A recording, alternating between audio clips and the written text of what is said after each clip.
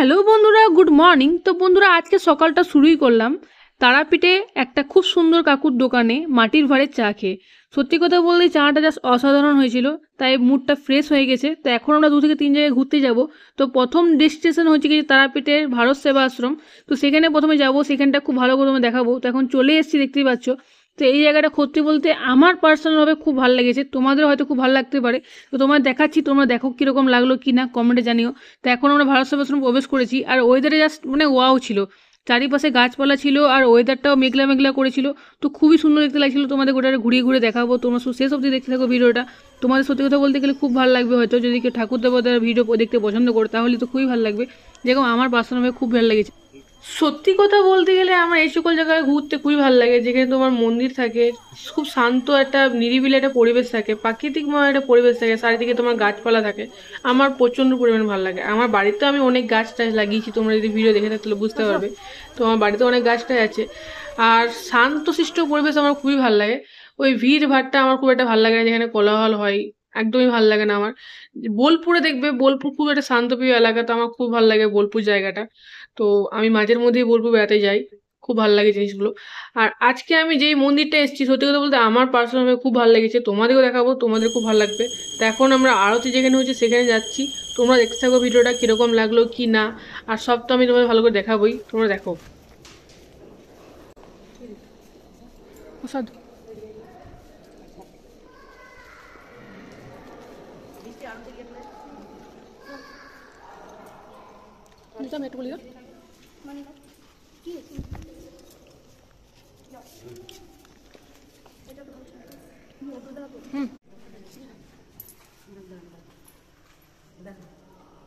কি বা ওইখানে আছে পকেট।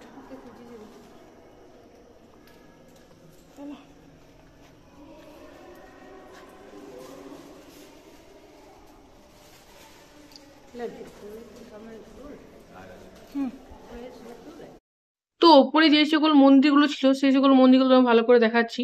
এবার নিচেও খানিক খানিক মন্দির আছে, আর তোমার অনেক সিনারি আছে যেগুলো তোমার খুব সুন্দরভাবে হস্তশিল্পের কাজে ওরা করেছে, সেগুলো তোমার নিয়ে যাবো। তো চলো এখন নিচে যাওয়া যায়।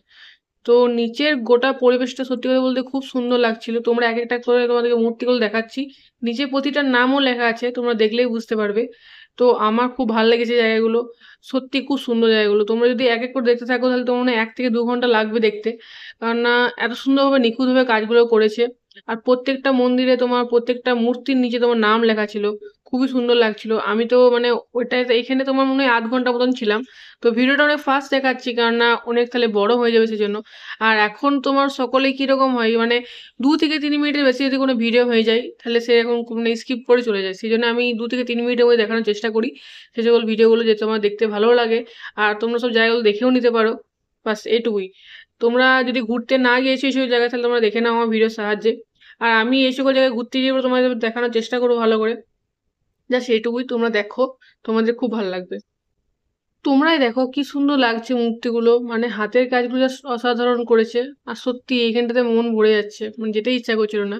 কিন্তু আমরা তোমার আজকে অনেকগুলো ঘোরার প্ল্যান করেছি, তো সেই জন্য যেতেই হবে।